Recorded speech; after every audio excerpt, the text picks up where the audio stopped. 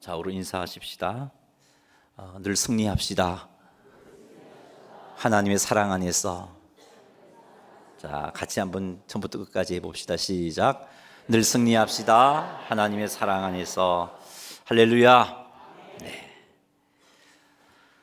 큰 슬픔에 잠기게 된다든지 엄청난 고민이 쌓이게 되면 사람은 육적으로도 병이 들고 정신적으로도 병이 들고 영적으로도 병이 듭니다.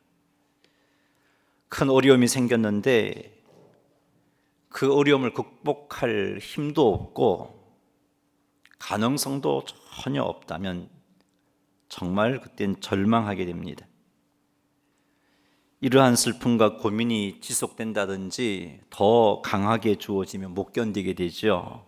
고민만 쌓여가고 그 고민을 해결할 힘도 없고 방법도 없을 땐 참으로 심각해집니다. 자기에게 주어진 사명도 감당하지 못하고 뿐만 아니라 마땅히 행해야 할 인간으로서의 도리도 행하지 못하고 이로 인한 마음의 괴로움은 말로 형용할 수가 없습니다. 너무 괴로워서 무엇인가를 의지해서 그 괴로움을 잊고 싶어 술에 취해 보기도 하고 때로는 마약에 손을 대보기도 하지만 그런다고 그것이 해결되어지는 것이 아니잖아요. 정신이 들면 또 괴롭고 더 절망스럽습니다. 이러다 육체의 병이 생기고 이런 관계 속에서 주변 사람과 인간관계도 망가져버리고 그러다가 때로는 극단적인 선택을 하기도 합니다. 우리의 삶에는 이런 예기치 못한 어려움들이 찾아옵니다. 너나 할 것 없이 모두에게 예외됨 없이 이런 일들이 생깁니다. 정말 때로는 우리 힘으로 어찌할 수 없는 절망스러운 문제 앞에 그렇게 힘없는 모습으로 서게 될 때도 있습니다. 성도인 우리들은, 하나님의 자녀인 우리들은 이런 상황 속에서 어떻게 해야 하겠습니까? 어떻게 하는 것이 진짜 우리에게 유익된 결과를 가져다 주는 것일까요? 희망이 다 사라져 버려서 마음에는 희망의 빛이라고는 전혀 없는 마음이 어두운 그 상태, 그래서 괴로운 그 상태에 우리가 무엇을 해야 할까, 무엇을 해야 하는지를 오늘 말씀을 통해서 살펴보도록 하겠습니다. 오늘 우리가 읽은 말씀에 의하면 예수님께서 죽을 지경이 되기까지 심히 마음이 고민되셨다라고 말씀하고 있음을 발견합니다. 마가복음 14장 33절 34절 말씀 넘겨주시기 바랍니다. 마가복음 14장 33절 성경책을 보고 같이 한번 읽어볼까요? 시작. 베드로와 야고보와 요한을 데리고 가실새 심히 놀라시며 슬퍼하사 말씀하시되 내 마음이 심히 고민하여 죽게 되었으니 너희는 여기 머물러 깨어 있으라 하시고. 아멘. 얼마나 힘이 드셨는지 제자들에게 예수님의 그 마음을 이렇게 토로합니다. 얘들아, 내 마음이 심히 고민하여 죽게 되었다라고 그렇게 말씀하고 계십니다. 그런데 어찌하여 예수님이 이런 상태가 되었을까? 어찌하여 예수님의 마음이 심히 고민하여 죽게 되셨을까? 그것은 예수님께서 십자가에서 세상 모든 사람들의 죄를 짊어지고 세상 사람들을 대신해서 하나님께 심판을 받아야 했기 때문입니다. 죄에 대한 하나님의 심판은 하나님께 버림받는 저주의 심판이었기 때문에 그렇습니다. 우리 예수님은 하나님과 한 번도 단절된 적이 없었습니다. 심지어 하늘 영광 보좌를 내려놓고 이 땅에 오셨음에도 불구하고 이 땅에서도 하나님과의 교제가 단절된 적이 없었습니다. 항상 하나님과 하나였고 하나님과 함께 하셨습니다. 그런데 그 예수님께서 당신의 죄도 아닌 세상의 모든 죄를 짊어지시고 하나님에게 심판을 받아서 버림받아야 하는, 하나님께 버림받는 저주의 상태가 너무 힘들었던 겁니다. 육체의 고통이 힘든 게 아니었고요. 제자들의 배신이 고민스러웠던 게 아니고요. 예수님은 아셨어요. 그럴 수밖에 없다는 것을, 제자들이 말이죠. 그러나 참으로 예수님을 힘들게 한 것은 육체의 고통과 제자들의 배신이 아니라 하나님께로부터 버림받는 이것이 너무나 힘이 드셨던 겁니다. 이 일이 더욱더 심각하게 고민된 이유는 예수님에게 이 십자가의 길을 마다할 능력이 없으면 어쩔 수 없겠죠. 그냥 체념하고 그 길을 가야 하니까요. 더 이상 고민할 것도 없고 그냥 마음에 무거운 짐만 있었을 겁니다만, 예수님에게는요, 마음만 먹으면 이 십자가의 길을 거부하실 수 있는 능력이 있었습니다. 예수님은 성자 하나님이시기 때문에 그렇습니다. 하나님이시기 때문에 십자가를 외면하고 가지 않을 수도 있습니다. 그분에게는 그런 자유함이 있고 그런 능력이 있습니다. 그런데 이렇게 하는 것이 하나님 아버지의 뜻을 거역하는 것이죠. 그것도 항상 옳은 하나님 아버지의 뜻 말이죠. 항상 선하신 하나님 아버지의 뜻을 거부하는 것이 되고, 뿐만 아니라 예수님께서도 죄로 죽은 우리들이 살 길이 이것밖에 없다는 것을 너무나 잘 아시기 때문에 더더욱 고민이 되셨던 겁니다. 하나님에게서 버림받는 것도 너무 힘이 들었고, 그렇다고 이 길을 내가 외면할 수 있지만 외면하면은 선하시고 옳으신 하나님의 뜻을 거역하는 게 되고, 또 내가 사랑하는 내 백성들이 살 길이 이것밖에 없는데 그들이 살 길이 없으니까, 살 길이 생기지 않으니까 더더욱 고민이 되었던 겁니다. 그래서 심히 고민하여 죽게 되셨다라고 말씀하고 있습니다. 자, 이렇게 심히 고민하여 죽게 된 예수님께서 이런 상황 가운데 어떤 행동을 하십니까? 땅이 꺼지라고 한숨만 쉬고 그냥 그렇게 시간을 보내고 계십니까? 머리를 싸매고 고민만 하고 계십니까? 술을 마시며 술에 취해서 마음의 괴로움을 잊어버리고자 그렇게 행동하고 계십니까? 아니면 너무 괴로우니까 이 일 좀 잊어버리고자 다른 일에 몰두하면서 그렇게 시간 정렬을 쏟고 계십니까? 아니지 않습니까? 만일 예수님께서 이런 모습으로 괴로운 마음을 달래려고 했다면은 예수님은 어쩌면 십자가를 져야 한다는 하나님의 뜻을 거부했을런지도 모릅니다. 그러나 예수님은 이런 식으로 마음의 괴로움을 달래지 아니하셨습니다. 예수님은 마음의 괴로움을 해결하기 위해서 하나님께 기도하셨습니다. 간절하게 기도하셨습니다. 마가복음 14장 35절 말씀 같이 한번 읽어보겠습니다. 조금 나아가사 땅에 엎드려 될 수 있는 대로 이때가 자기에게서 지나가기를 구하여. 아멘. 예수님은요 기도하셨어요. 근데 예수님의 기도의 모습이 좀 특이합니다. 보통 유대인들은 어떻게 기도하냐면 서서 기도합니다. 하늘을 향하여 손을 펴서 선 자세로 크게 기도했습니다. 그런데 우리 예수님은 여기 보니까 땅에 엎드려 기도하고 계십니다. 아주 특별한 어려움이 생겼을 때 유대인들이 때때로 이렇게 행동을 했어요. 아주 특별한 어려움이 생겼을 때 그 어려움을 해결받고 싶어서 하나님께 간절하게 기도할 때 이런 자세를 취했던 겁니다.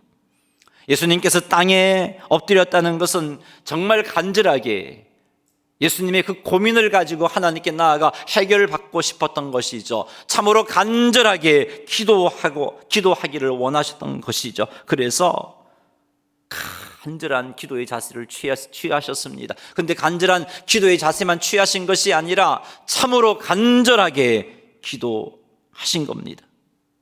정말 하나님께 버림받는 것은 죽기보다 싫지만 그럼에도 불구하고 우리를 사랑하시기 때문에 하나님 아버지 항상 선하시고 옳은 하나님의 뜻에 순종하기 위해서 그렇게 간절하게 기도하셨던 겁니다.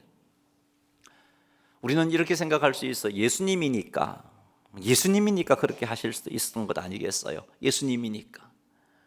예수님이니까 십자가를 지었던 거고, 예수님이니까 마음이 괴로웠지만 기도할 수 있었던 거고, 그런 것 아닌가요? 우리는 생각할 수 있습니다. 그런데 여러분, 우리 예수님도 우리와 똑같은 마음과 육체를 가지셨다는 것을 아셔야 돼요. 우리가 배고플 때 예수님도 배고파 하셨어요. 목말라 할 때 예수님께도 목말라 하셨어요. 슬픈 때로 울기도 하셨어요. 너무나 피곤해서 파도가 세게 불어서 배 안으로 물이 들어오는 그런 상황 속에서도 주무실 수밖에 없는 그런 피곤함이 예수님에게 있었어요. 그러므로 겟세마네 동산에 오르실 때 예수님의 마음이 심히 괴로운 상태였다면 그 마음으로 인한 예수님의 육체 역시 천근만근이었다는 것을 우리는 알아야 됩니다. 우리 그런 걸 경험하잖아요. 마음에 무거운 짐이 있으면 몸이 안 따라주잖아요. 해야 되는 일들을 뻔히 보고 있으면서 하지 못하잖아요. 제대로 판단하지도 못하고 제대로 움직이지도 못하고 머리 싸매고 입을 뒤집어 쓰고 그렇게 있어야 하잖아요. 마음이 무거우면 몸이 그렇게 될 수밖에 없어. 예수님도 그렇다는 것 아셔야 돼요. 예수님도 우리와 똑같은 그런 몸을, 육체를 가지고 계신 분이었습니다. 겟세마네 동산에 예수님과 함께 오른 제자들 역시 마음이 참으로 무거웠습니다. 왜냐하면 첫 번째 성만찬을 나누고 나서 예수님께서 제자들이 이런 말씀을 하셨기 때문입니다. 조금 뒤에 내가 로마 병정들과 유대 종교 지도자들에 의해서 체포당할 텐데 그때 너희들이 다 나를 떠나갈 거야. 그리고 그때 베드로는 나를 3번이나 모른다고 부인할 거고, 그리고 나는 결국은 십자가에서 죽을 거야 라는 말씀을 하셨기 때문이에요. 3년 반 동안 예수님만 보고 쫓아다녔던 이들 아닙니까? 모든 생업을 다 포기하고 예수님만 쫓아다녔던, 그래서 예수님을 통해서 뭔가 살 길을 얻고자 했던 이들 아닙니까? 그런데 그 예수님이 죽는다 그래요. 조금 있으면 죽는다 그래요. 다 도망갈 거라 그러고, 베드로는 3번이나 모른다고 부인한다고, 정말 꿈에도 생각해 보지 못하셨던 말씀을 하시는 겁니다. 예수님이 그 말씀과 함께 내가 다시 살아날 것이다 라고 말씀도 해주시고, 내가 살아나면 갈릴리로 갈 거니까 거기서 보자라고 말씀해 주셨는데 그 말씀이 제자들에게는 들리지 않았어요. 모든 것을 포기하고 주님만 따라다녔는데 이게 웬 말입니까? 그들의 마음에는 걱정과 근심과 두려움과 실망과 절망 등등의 감정으로 굉장하게 복잡했습니다.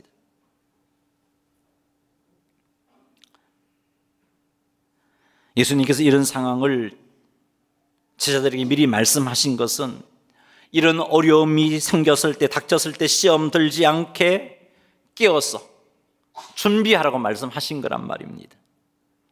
시험에 들지 않게 잘 극복할 수 있도록 기도하기를 바라셨기 때문에 예수님께서 제자들에게 이런 말씀을 하셨습니다. 그러나 제자들은 이렇게 복잡한 마음으로 인하여서 겟세마네 동산까지 올라가기는 갔지만, 예수님을 따라 올라가기는 갔지만 예수님께서 기도하라고 말씀해 주셨고 그 말씀을 들었음에도 불구하고 기도하지를 못합니다. 마음이 무거우니까 몸도 무겁고, 몸이 무거우니까 더 피곤한 거예요. 더 피곤했어요. 그래서 기도하라는 예수님의 말씀을 들었지만 피곤하여 기도하지 못했습니다. 우리 예수님께서 이들의 피곤함 때문에 기도하지 못하고 있다는 것을 아셨어요. 어떻게 아셨을까요? 그분이 전지하기 때문에, 물론 그분은 전지하시기 때문에 그것으로 아셨다라고 말할 수도 있습니다. 그러나 예수님도 제자들과 똑같은 육체를 가지셨고, 예수님도 그날 하루 제자들과 똑같이 움직이셨고, 그리고 제자들 역시 예수님에게 들어온 이 무거운 이야기 때문에 마음이 무거워서 몸이 따라주지 않는다는 것도 다 아셨기 때문이에요.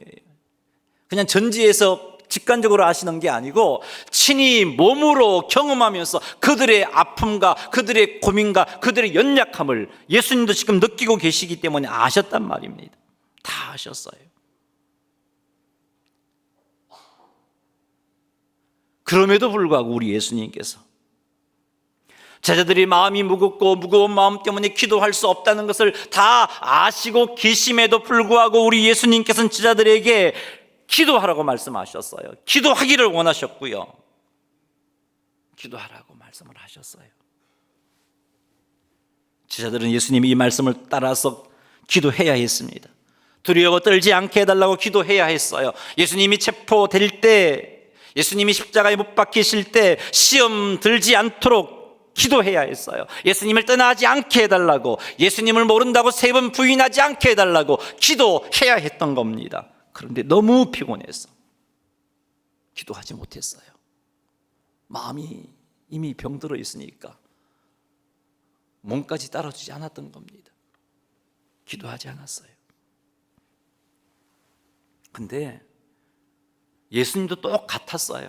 예수님도 제자들과 마찬가지로 마음이 너무 괴로우셨고 그것 때문에 몸은 천근만근 무거웠어요. 심히 괴로웠어요. 심히 고민하여 죽게 되셨다라고 말씀하고 계십니다. 마음이 상해 있으니 기도하기가 쉽지 않은 상황이에요. 예수님의 몸도 피곤하고 마음도 무겁고 기도할 수 없는 상황이란 말이죠. 예수님도 우리와 똑같은 몸, 육체를 가지고 계셨기 때문에 그렇습니다.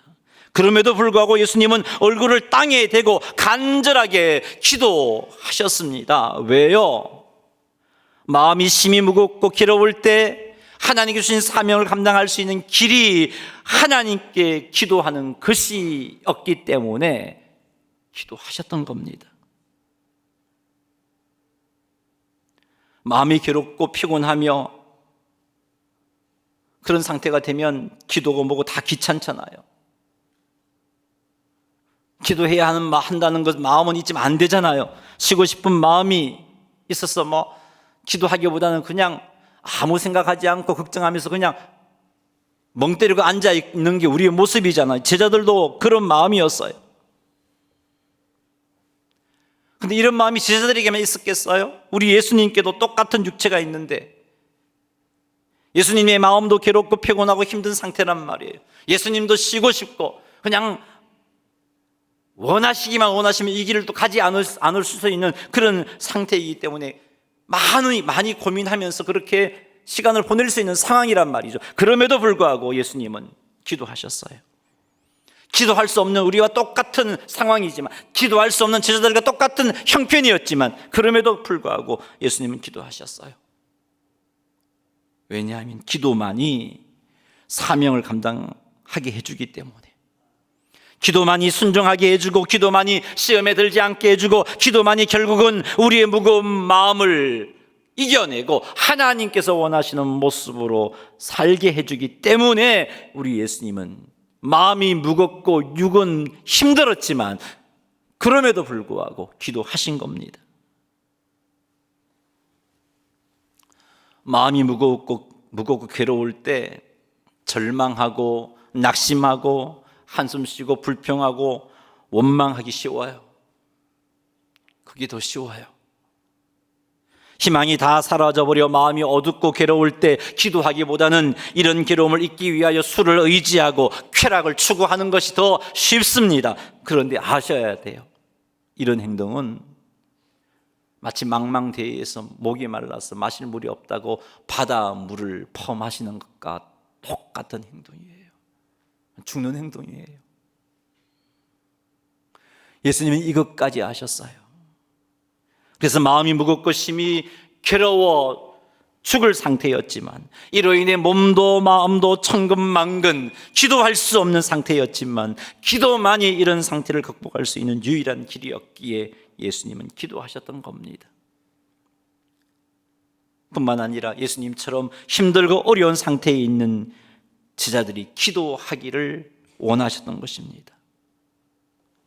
그리고 조금 뒤에 예수님께서 체포당하여 신문 받으실 때 베드로가 부인하게 될 텐데, 이런 상황에 빠지지 않도록 베드로가 주의 경고의 말씀을 듣고 깨어 기도하기를 원하셨던 겁니다. 그런데 마음이 무겁고 그래서 육체가 너무 피곤해서 기도하지 못하고 베드로를 비롯한 제자들이 잠이 들었어요. 이런 베드로를 보시고 안타까워서 예수님이 37절과 같은 말씀을 하시죠. 한번 읽어보겠습니다. 37절입니다. 돌아오사 제자들이 자는 것을 보시고 베드로에게 말씀하시되, 시몬아 자느냐? 내가 1시간도 깨어 있을 수 없더냐? 여러분, 이 시몬아라고 부르시는 예수님의 그 부름에서 예수님의 마음이 느껴지나요? 다 자고 있는데 왜 시몬아라고만 먼저 불렀을까요? 예수님은 아셨잖아요. 베드로가 조금 뒤에 나를 3번이나 모른다고 부인할 텐데, 그렇게 부인하게 되면 베드로가 너무 괴로워서 모든 것을 포기할 텐데, 제자의 삶이고 뭐고 다 포기할 텐데, 너무 고통스러울 텐데 좀 기도해 줬으면 좋겠는데, 그런 시험에 들지 않도록 좀 기도해 줬으면 좋겠는데, 그래서 네가 오늘 밤 다 굴기 전에 3번 나를 부인하리라 라고 알려주셨고, 그래서 게세마네 동산에 데리고 가서 기도하게 했는데 자고 있는 거예요. 그런 베드로가 눈에 들어왔고, 예수님은 너무나 안타까워서 다른 제자의 이름을 부르기보다는 베드로를 부르잖아요. 베드로야, 베드로야, 자느냐? 시몬아, 자느냐? 내가 1시간도 깨어 있을 수 없더냐? 우리 주님은 아셨어요. 피곤해서 깨어 있기가 너무 힘들다는 것 아시지만, 그럼에도 불구하고 기도해야 했는데, 그래서 안타까우셔서 시몬아, 자느냐라고 그렇게 말씀하신 겁니다.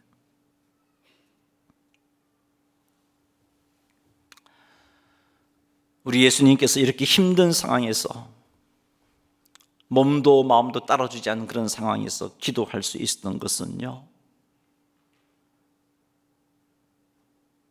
예수님이 하나님이시니까, 우리랑 다르니까 그렇게 생각해서는 안 돼요. 예수님도 우리와 똑같은 육체를 가지고 계셨어요. 예수님의 마음도 무거웠고 몸도 많이 힘들었어요. 그럼에도 불구하고 제자들처럼 졸지 않고 자지 않고 기도할 수 있었던 것은, 하나님 아버지께서 틀림없이 예수님과 가까이 계시고 예수님을 사랑해 주시고 돌보아 주신다는 이 확신이 있었기 때문입니다. 이 확신. 그래서 예수님께서 기도하실 때 하나님을 아빠라고 불렀어요. 아빠. 보통 성인들은 아빠라고 잘 안 불러요. 요즘 아이들은 뭐 나이가 들어도, 우리 병훈이도 뭐 저보고 아빠라고 그럽니다만은 보통은 아버지라고 부르죠. 근데 예수님이 지금 이때 하나님을 아빠라고 부르고 계세요. 36절 한번 읽어볼까요? 같이 읽겠습니다. 시작. 이르시되 아빠 아버지여, 아버지께서는 모든 것이 가능하오니 이전을 내게서 옮기시옵소서. 그러나 나의 원대로 마시옵고 아버지의 원대로 하옵소서 하시고. 아멘. 예수님께서는 하나님을 아버지로만 부르지 않고 아빠라고 부르고 계신데, 아빠라고 부른 그것은 바로 하나님의 사랑과 하나님의 돌보심에 대한 확신, 하나님과 자기가 친밀한 관계 속에 있다는 그 확신이 있었기 때문에, 그 확신의 표현이었습니다. 이런 확신이 있었기 때문에 예수님은 힘든 상황 가운데 하나님께 나아가 기도함으로 하나님 뜻에 순종할 수 있었어요. 비록 십자가에 달려 죄의 심판의 순간 하나님께 버림받는다 할지라도, 예수님을 사랑하신 하나님께서 예수님을 돌보신다는 확신이 있었기 때문에 사명 감당하기 위해서 기도의 자리로 나아갔던 겁니다. 그래서 기도의 시작은 이 잔을 내게서 옮기시옵소서였지만, 기도의 결론은 무엇입니까? 나의 원대로 마옵시고 아버지의 원대로 하옵소서. 그렇게 기도하셨던 겁니다. 사랑하는 성도 여러분, 하나님이 우리를 사랑하시잖아요. 우리를 사랑하시는 그 증거는 우리가 하나님과 원수되었을 때, 우리가 하나님께 죄인이었을 때, 그때 하나님은 우리를 사랑하셔서 당신의 하나밖에 없는 아들을 십자가의 죽음의 자리로 내어주신, 그것이 하나님이 우리를 사랑하신다는 증거입니다. 근데 여러분, 예수님이 십자가에 죽으심으로 우리는 하나님의 자녀가 되었어요. 그리고 예수님은 지금도 하나님 보좌 우편에서 우리를 위해서 기도하고 계십니다. 원수 되었을 때 사랑하셨다면 이런 우리들을 더 사랑하지 않겠어요? 예수님께서 우리를 위해 중보하시는 그 모습을 보고 사랑하지 않을 수가 없단 말이에요. 그러니 사랑하는 성도 여러분, 하나님이 우리를 사랑하심을 추호도 의심하지 말고 믿으시기 바랍니다. 하나님과 원수되었을 때도 나를 사랑하셨는데 내가 예수 믿는 믿음으로 하나님 자녀가 된 이 상황, 이 상태 얼마나 더 사랑하시겠어요? 우리를 사랑하신 하나님 아버지께서 자녀된 우리를 돌보시지 않을 리가 없습니다. 난 모르겠다, 네가 알아서 해라, 그러실 리 없어요. 우리가 힘들고 어려운 일 당할 때 나 몰라, 네가 알아서 해, 그러실 리 없어요. 우리를 사랑하신 하나님께서 우리를 틀림없이 돌보십니다. 우리를 사랑하시는 하나님께서 틀림없이 지키십니다. 희망이 없어서 마음이 어두운 상태에 있다 할지라도, 절망과 고통 가운데 두려움에 떨고 있다 할지라도 하나님께서는 우리를 사랑하시기 때문에 그 상황 가운데서 우리를 지켜주심을 믿으시기 바랍니다. 우리 이거 확신해야 돼요. 어떠한 일이 있어도, 지금 이 순간 죽어가는 시점에 있다 할지라도 이런 믿음을 붙잡아야 돼. 그래야 우리가 하나님께 기도할 수 있습니다. 그 기도를 통해서 하나님으로부터 능력을 공급받게 되고 시험에 들지 않고 사명을 감당하는 자가 되는 거예요. 힘들고 어려운 일을 만났을 때, 소망이 사라지고 희망을 가질 수 없는 그런 상황이 되었을 때, 마음이 어둡고 괴로운 상황이 되었을 때, 우리 적 사탄은 우리를 멸망시키려고 유혹할 겁니다. 거짓된 행복을 제시할 겁니다. 잘못된 길을 문제 해결의 길이라고 속삭일 겁니다. 이런 시험에 들지 않기 위해서는 우리는 기도해야 합니다. 물론 이 상황에서 기도하는 게 쉽지 않습니다. 힘이 들어요. 그러나 유일한 해결의 열쇠가 기도입니다. 예수님께서는 아무것도 하지 않고 우리에게 이것 요구하시는 게 아니라 친히 우리에게 본을 보여주셨어요. 마음이 심히 괴로워 죽게 된 상황 가운데서 간절하게 기도함으로 그것을 이겨내고 하나님께서 원하시는 삶을 살아가는 본을 보여주셨단 말입니다. 우리가 똑같은 몸을 가진 그 상태에서 기도해야 하는 본을 보여주셨습니다. 그런 상황에서 우리 아빠, 아버지를 의지해야 함을 가르쳐 주셨습니다. 그러니 사랑하는 성도 여러분, 기도의 자리로 나아가십시다. 힘들고 어려울 때, 마음이 어둡고 괴로울 때, 도무지 기도가 되지 않는 그런 상황이고 기도의 자리로 나아가고 싶지 않은 그런 상태라 할지라도 기도만이 이런 상황 가운데서 나를 세울 수 있는 유일한 길인 것을 믿고 아무에게도 방해받지 않는 그 장소로 기도하기 위하여 나아가시기 바랍니다. 그리고 간절하게 하나님을 의지하시기 바랍니다. 간절하게 기도하시기 바랍니다. 기도하면서 소망을 품으시기 바랍니다. 우리를 사랑하시는 하나님의 사랑을 확신하면서 소망을 품으시기 바랍니다. 기도하면서 하나님의 뜻을 확신하시기 바랍니다. 기도하면서 더욱더 하나님을 의지하시기 바랍니다. 그리하면 시험에 들지 않아요. 사단이 지시하는 거짓된 행복에 속지 않습니다. 잘못된 문제 해결의 길에 속아서 그 길로 가지 않을 수 있습니다. 그리고 하나님의 도우심으로 그 어려움을 멋지게 극복하는 자리에 서게 되는 것입니다. 그러니 사랑하는 성도 여러분, 괴로울 때 주님의 얼굴을 구하시는 여러분 되시기를 주의 이름으로 축원합니다. 괴로울 때 주님께 간절히 기도하는 성도님들이 되셔서 예수님이 보여주신 본을 쫓아서 하나님이 예비해 놓으신 은혜와 복들을 누리는 우리 모두가 되기를 주님의 이름으로 축원합니다. 우리 한번 기도하십시다. 하나님 아버지, 힘들고 어려울 때 걱정하고 그냥 한숨만 쉬고 낙심하고 절망하는 그런 자리에 머물지 않게 해주십시오. 앞이 보이지 않는 상황, 문제 해결의 기미가 전혀 보이지 않는 상황 가운데 우리가 해야 할 일이 기도인 줄 알게 하시고